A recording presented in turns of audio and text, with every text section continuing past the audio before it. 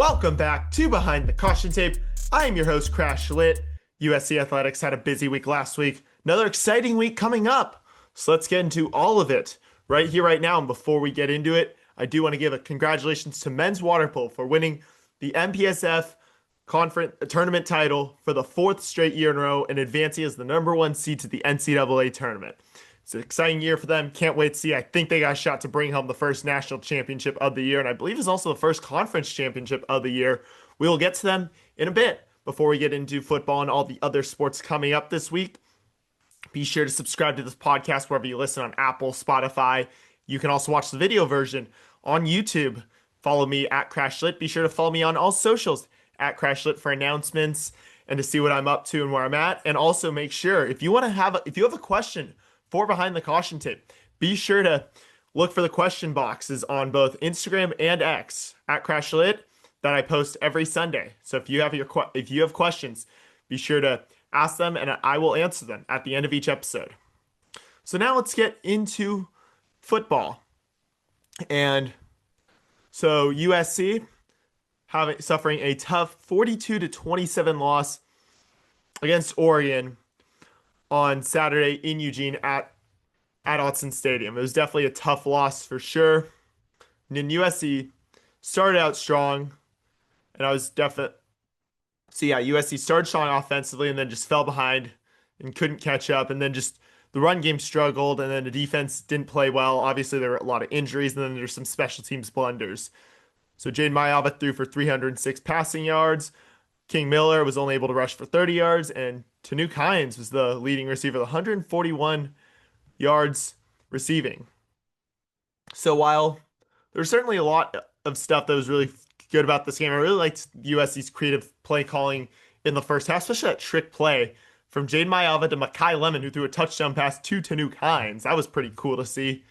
But there was just so much stuff. Obviously, Killian O'Connor going down injured, and then DeAndre Reed, who's still recovering from injury, being thrown in there.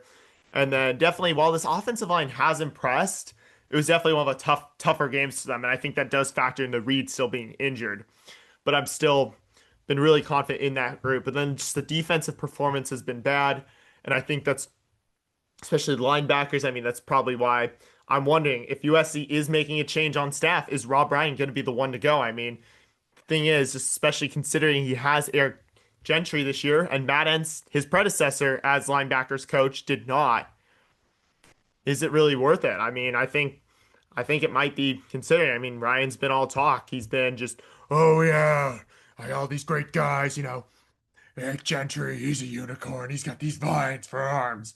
I mean, and it's entertaining. I will give Ryan that. He's an entertaining guy, a little unhinged in a good way, but you got to live up to the hype, and I don't think he is. So I think, especially considering I don't think it's going to be an expensive change, relatively speaking, compared to, some of those other, like to Riley's, obviously, or even Danton Lynn. I think that's one where you can definitely, I think, look at it. And then obviously special teams just struggled. Ryan Sairi had definitely his worst game since he took what had to be thrown in as the starting place kicker, kicked the ball out of bounds, which, okay, it happens, and then missed a field goal. It hit it off the upright. So that was frustrating for him, but it was only a second miss. So, well, it's definitely his worst game. They're just obviously just bad, just special teams all around. So I think that's something that just definitely needs to get looked at this week. Then one other thing, and maybe I'm getting a little worked up about it from what I saw. It's just, I didn't like how they just were running. They tried to run the ball at the end. Even when it was futile, it's like, I would have liked to at least seen Lincoln Riley call for Jaden Mayava to throw a Hail Mary and at least just look like you're just not giving up rather than just running the ball into traffic and letting the clock run out. I'd like to see them try in that regard. And then also, yeah, I mean, obviously Riley said that USC is close. And while Oregon didn't play their best either, it's definitely just, Riley's been saying things like this for now almost 2 years. I mean, last year's thing was, oh, we few more this or that had gone right, we'd have won. And then, while he's not exactly wrong, you can't just keep disguising that same message up and expecting fans to react all positively, especially when you've been using it pretty consistently after losses for the last 2 years. And it's just a little exhausting. And also, I really do I think he completely screwed up when he answered a good friend of mine and Trojans Wire reporter Adam Bradford when Bradford asked him about a sign about an Oregon fan saying, "Oh, they should extend Lincoln Riley at college game day," which sound according to my brother who was there, which surprising. Riley's just like, "Oh, that's a dumbest question I've ever heard. You should be embarrassed." Dude, it's a valid question because he's the question I think Bradford was trying to ask from what I took away and from talking with him for a minute was that Oregon other opposing fans might not be afraid of him, even as he was brought in to, really turn USC around, which while there's definitely been an uptick for sure, there's no denying that. This year's definitely been progress. USC's 8-3, should be able to get to 9-3 and then possibly win the bowl game and hit double digits for it. It's just definitely there's this feeling of just like, could USC have done more? I think that's just the just feeling of emptiness I have, and I don't want to speak for fans, but wouldn't be surprised if a lot of fans also sort of so it was just like just that sort of emptiness of like what this season could have been. And so when Riley just lost it, all you just have to say is really just like, hey, I don't think about the signs. I don't care what fans say. I'm focused on what I've got to do, what we're doing in this building. Like there's so many ways to get around it, and he just kind of blew it there with the media. Normally, I don't try to get into that about it, but just as Riley's called me out before for asking who he thought was most improved and kind of came at me a little bit. And then just this, though, just especially with a good friend like Adam, I just can't stay silent on it. So I just have to call him out. So Lincoln, come on, man. Do better. SMH. So yeah, with the loss, USC dropped to number 19 in the AP poll. Number 20 in the coaches poll. Definitely will fall in the CFP poll. They sit at in the CFP rankings. They currently sit at 8-3 overall, 6-2 in Big Ten play, and they're now all but eliminated from making the college football playoff. So, yep, the final game is going to be against UCLA. That'll be on that'll be on Saturday at 4:30 p.m. on NBC. So UCLA has not looked great this year. Obviously, they're 3-8 overall, 3-5 in conference play. And then even though they got Nico Iamaleava from Tennessee, who clearly has a lot of talent. In the 3 games they've won, it's been because of him. He's put that team on his back. Like you got to give him credit there. But of course, as always, it's fours down. But just they don't have any personnel, which kind of confused me as to why he would go to UCLA, considering the personnel was clearly going to be worse than what he was having at Tennessee, even if he and his family weren't happy as they claim. And then the whole money situation, which topic for another discussion, but just even anyways with all that, Deshaun Foster was fired after 3 games. While Tim Skipper definitely seemed to, gotten them playing a bit, they've still just had to face some tough opponents. So USC should be able to take care of this game, but cannot come into it. Just really need to, win this game and get themselves positioned up for a good bowl game outside the CFP, which is looking like the Alamo Bowl. Last I saw a projection. I think it was Ryan Karchi in the Times of Troy who was saying that USC seems like they could be headed to the Alamo Bowl in San Antonio against BYU. We'll see if that all holds. I mean, not bad considering it, but still, it's just like I said, just with how these games have gone and USC's had their opportunities, it's just what could have been. So that's kind of where I'm at with it. So that's where you just have this feeling of just emptiness of just knowing that there could have been more. Obviously, there's a lot to be excited about with just the new recruiting class coming in, but I'm just wondering, like, can they make the changes that need to be made to be well positioned to compete in the Big Ten next year?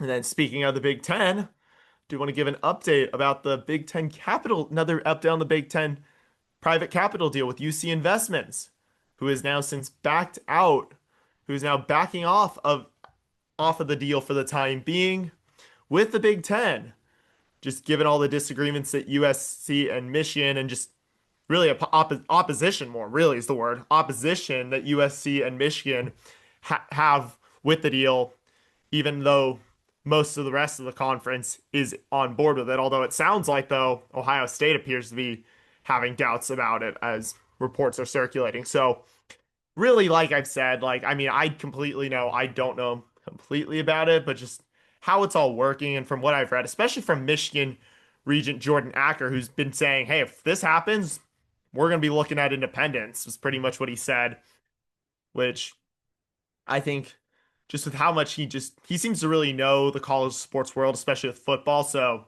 I think he says a lot of smart things.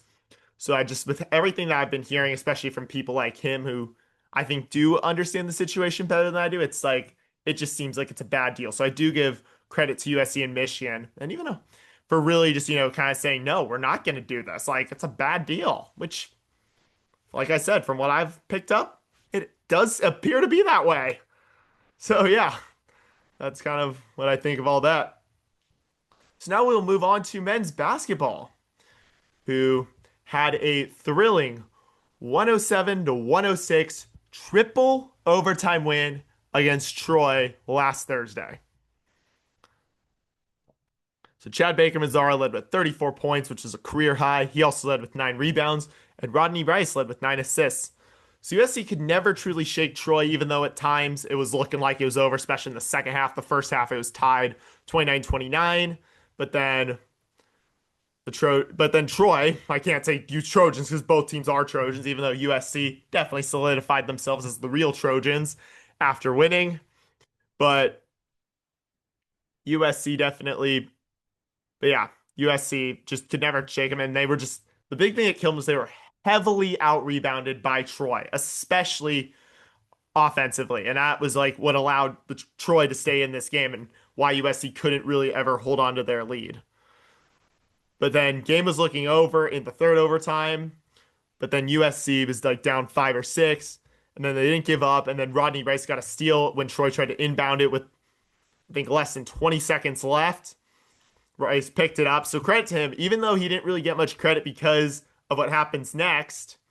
He passed it to Jordan Marsh, who heaved it up with a who heaved up a three at the buzzer. It was all ugly. And I think, and it looked like Marsh, and I don't think he's a lefty. I'll have to double check that. But he just heaves it up, shoots it lefty, and just as the buzzer sound just sinks in, just falls in. So even though, and it's a great play, so I'm going to show it to you here right now since I was fortunate enough to get a great video of it from the stands on Thursday.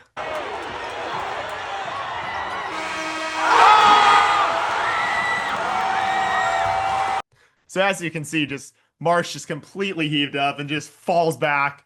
And then just the celebration was also unreal too. But even just with how impressive that shot was, and even I didn't really realize it because my dad and I were talking about the next day, and I was like, let's go watch this on rerun, just on Big Ten Plus. So we cue it up. And the big thing we both picked up on that I think gets completely overlooked is how crucial that inbound steal that Rice got. And then before he got the pass to Marsh, who then even gave. So Rice really set up that opportunity for Marsh to even have the chance to even give USC a shot to win it. So a lot of credits to both Rice and Marsh, but definitely wanted to show you guys that video because that was a thrilling end. And like, I mean, obviously I was hoping that, USC was going to blow out Troy, but Troy did beat San Diego State, who's consistently a good program, especially out here on the West Coast. And just those close thrillers are like what you kind of look forward to, but you kind of would hope that it would stay still the Big Ten, but still glad USC found a way to get the win out over Troy. So USC now moves to 4-0 on the year. And then they play actually in about, it's 135 right now. And I bring that up strictly to mention that in about 25 minutes, USC tips off against Boise State on ESPN2 as part of the Maui Invitational in Hawaii.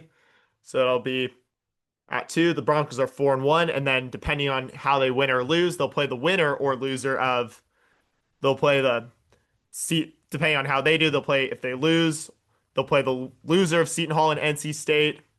And if they win, they play the winner of Seton Hall and NC State. And that's an opportunity right there, I think, too, for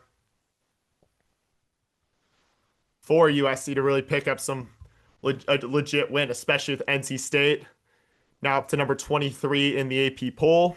Will Wade's obviously got them off to a 4-0 start. So I think that could be a really good win, especially if USC can win or play them competitively. Because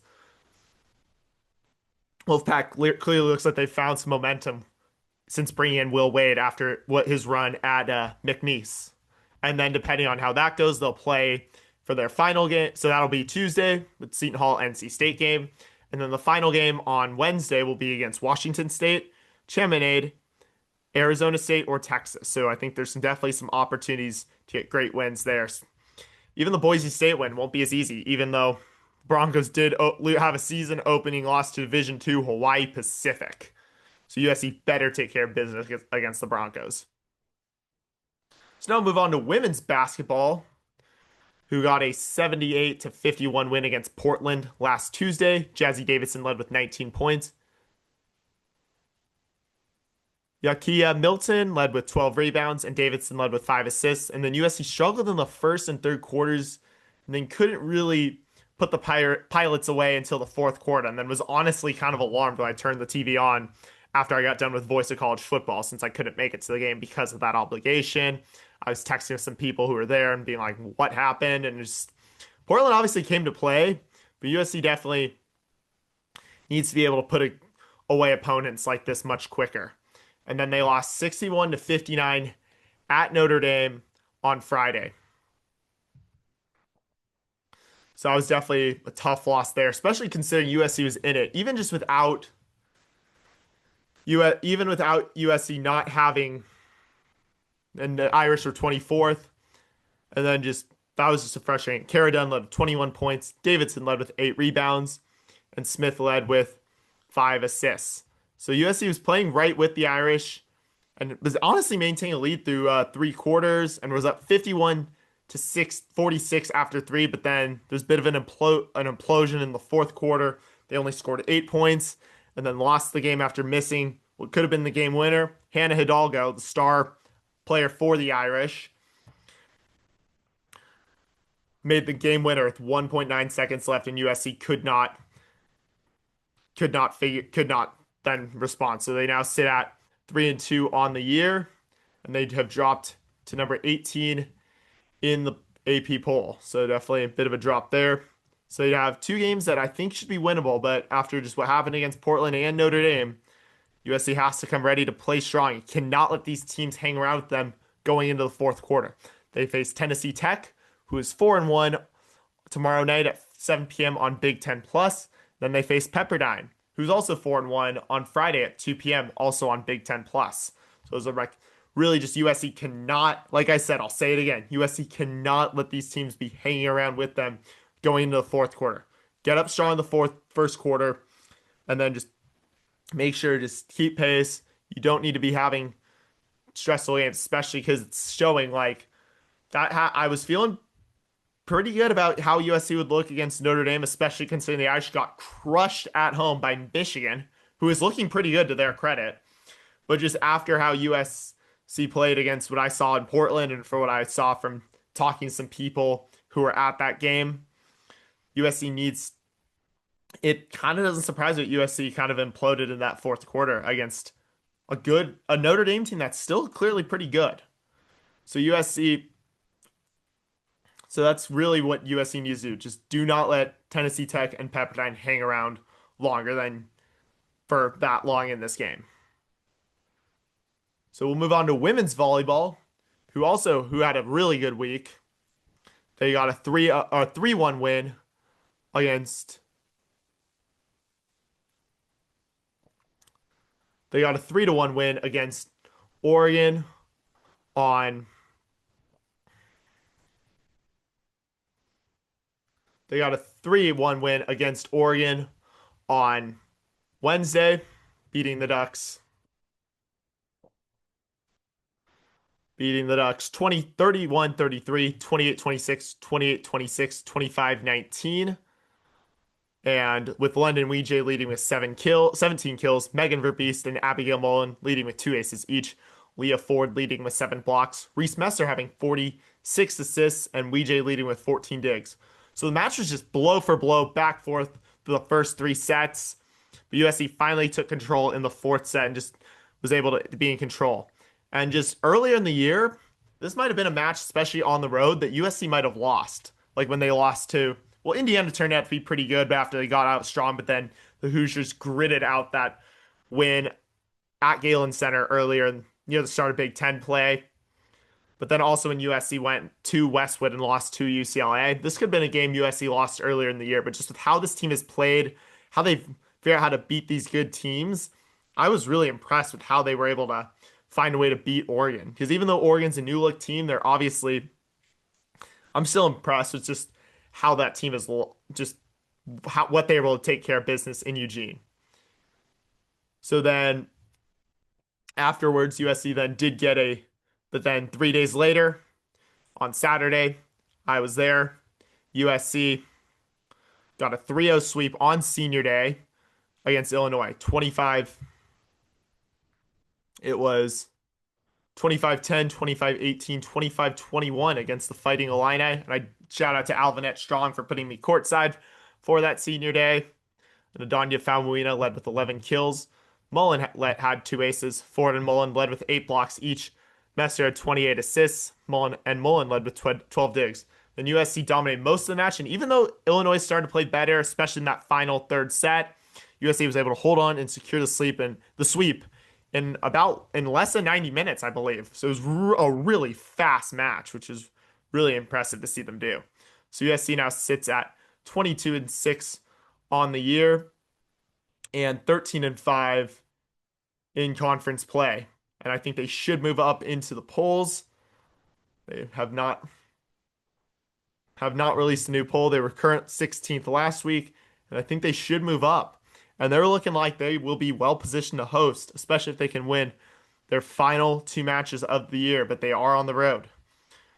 They face Michigan State on Wednesday at 3 p.m. on Big Ten Plus. The Spartans are 18-10 overall and 8-10 in conference play.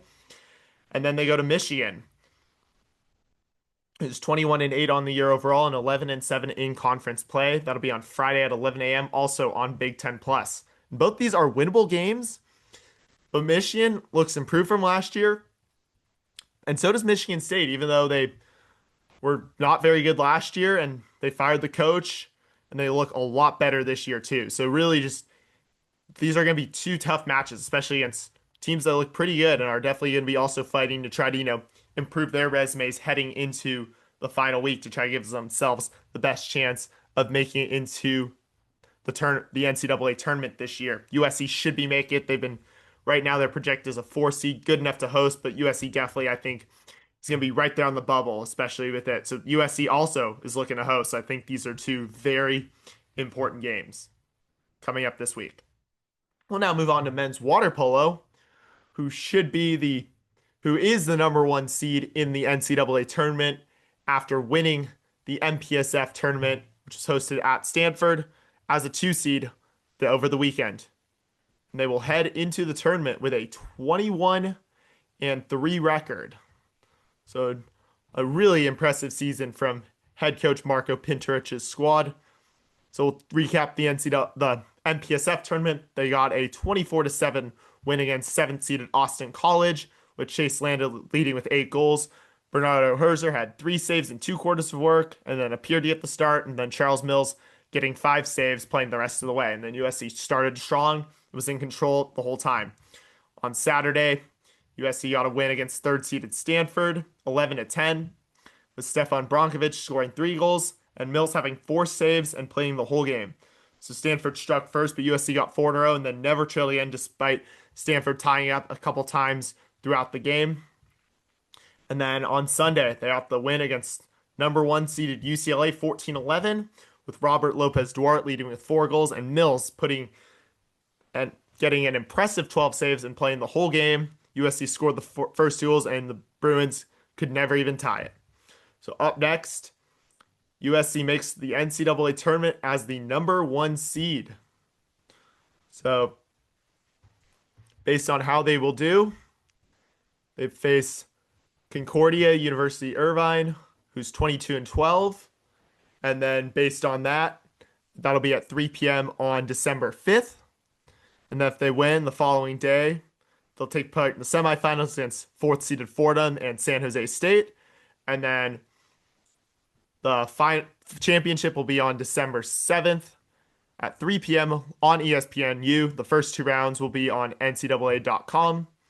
and then they'll face most likely Stanford or UCLA, and barring upsets, Princeton or UC Davis. But right now it's looking like USC's going to be in another matchup with either the Cardinal or the Bruins. So USC's got to come ready to play for those final games. And Fordham's always a consistently good program too, so the Trojans cannot overlook Fordham either, especially considering they're 25 and 3. So best luck to them. We'll talk more about it all next week. So we'll talk about swim and dive real quick, who sent the divers to the Texas Hall of Fame Swimming Invitational, while the divers took part in the Trojan Diving Invitational at Watangzu on campus. So,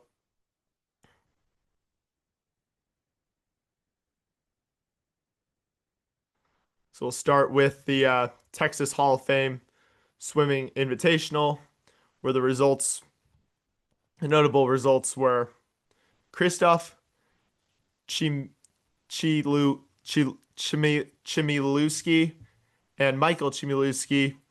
So Krzysztof claiming the 200 men's 200-yard butterfly, and then his twin brother Michael winning the men's 100-yard butterfly.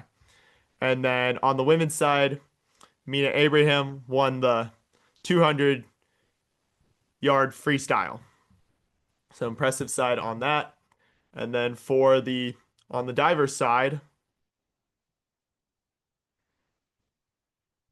USC had a few key results, with Kate Miller winning the women's 3-meter competition and Laurent Gosselin Paradis winning the men's platform competition. So some big results there on both sides. Want to just break those down. Then that will be the end of their fall season. And then up next for swim and dive will be the Bruin Diving Invitational. Will take place January 9th through 11th.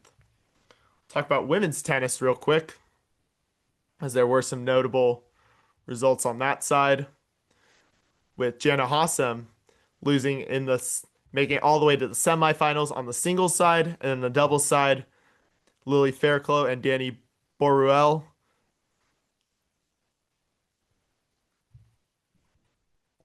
made it to the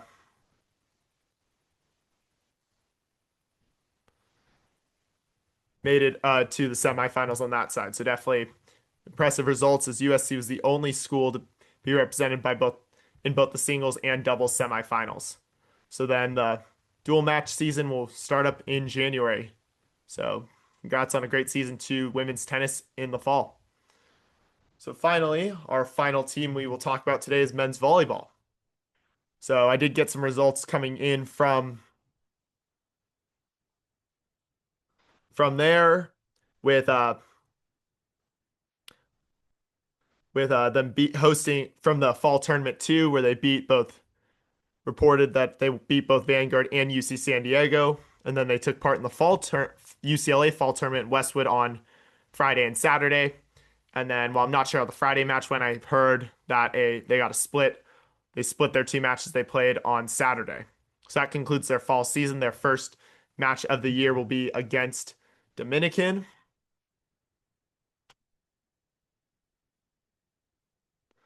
And other than that, I am planning right now to cover the MPSF Media Day for men's volleyball in Costa Mesa on December 15th. So I'll keep you posted on that. And I will do an episode from there, like what I did for the women's volleyball when I went to Chicago over the summer to cover the Big Ten Media Days.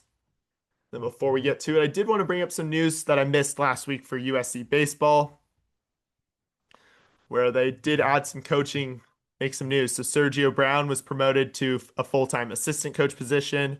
Josh Goosen Brown will take over as the director of player development, and Brent Castellon will take over as the strength and conditioning coach for baseball. So I wanted to mention those additions to the USC baseball coaching staff. And also, I have heard differing things on what is going to happen with the stadium. While some people, and from what I've heard from different sources, I've heard from people say they might not be able to play in time, but I've also heard from other sources that they should be playing at Dado Field for the start of the season. So obviously we'll keep you posted on any developments in that space as well. So did not get any questions this week from the Trojan family. Please, obviously, I'm happy to answer questions. Like I said, be sure to follow me at CrashLit on both Instagram and X if you want to ask a question and get it in. That said, though, I do want to make clear, though, that here at Behind the Caution Tape, we take questions very seriously, and therefore we will not be answering any questions that we deem inappropriate or irrelevant to the discussion of USC athletics. So just wanted to get that note out there, considering I occasionally get questions that I unfortunately cannot answer because they do not meet the criteria that we set here at Behind the Caution Tape. So all that's left now is final thing we'll discuss is how I did last week. I went 2-0 at the games I went to. So saw the men's basketball thriller against Troy and then the women's volleyball sweep against Illinois. So that puts me at 20. So I'm now 13-4 at women's basketball and 4-0 at men's basketball. And that puts me at 27-7-1 on the school year and 338, 126-1 all time. So the two things I plan to go to this week are women's basketball on Friday and football on Saturday. So obviously big game with the rivalry game coming up. Got to protect that victory bell for sure. And of course, as always, 4's down.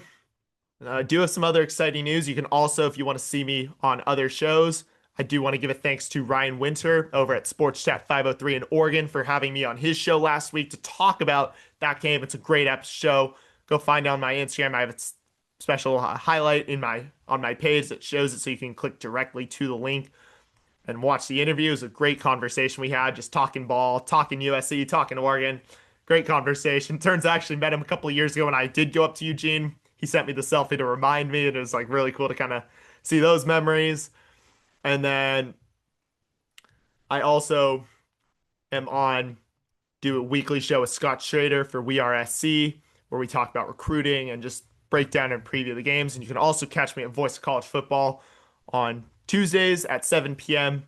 Pacific time to break down, to preview each game, and then on Sundays at 5 p.m. to recap each game. And then we also have a special episode this Wednesday where we will be interviewing Cody Kessler on Behind the Caution Tape, or no, on the Voice of College Football. So I'm excited to talk to Cody. If you didn't see my interview with him, I interviewed him in season 1. It's season 1, episode 45. That was one of my favorite interviews of all time. So be sure to go check that one out too. It was a really great wide-ranging, really great conversation with Cody talking about his time at USC in the NFL and now working as doing sports broadcasting. So other than that, be sure to catch me. Be sure to follow me on all platforms at CrashLit. And then be sure to look out for me at the games I'll be at. If you have any questions, feel free to reach out. Always happy to take questions. Just make sure they are appropriate and relevant to the discussion of USC athletics. So that's going to do it for us here on Behind the Caution Tape. I'm about to go watch men's basketball game. Starts in 7 minutes. We're at 1:53 right now, so got to get this one uploaded. It'll probably be out, I imagine, next 10, 15, 20 minutes. So a little behind, but yeah, that's what I'll be doing right now. So just keep in mind I started recording around, I think, 1:20-ish, maybe a little after 1:20, 1:25, 1:30-ish. So that's gonna be it for us here on Behind the Caution Tape. Be sure to follow me at CrashLit. Be sure to subscribe to my YouTube channel and the podcast wherever you listen or watch. I'll see y'all next week. Got an exciting guest that I will, and then obviously keep an eye out for next week. I'll be announcing who's joining me on the show as a special guest. I'm obviously working on getting some other great guests, exciting guests on that I will continue to promote and announce on both here and on my socials. So I'll see y'all next week, and fight on.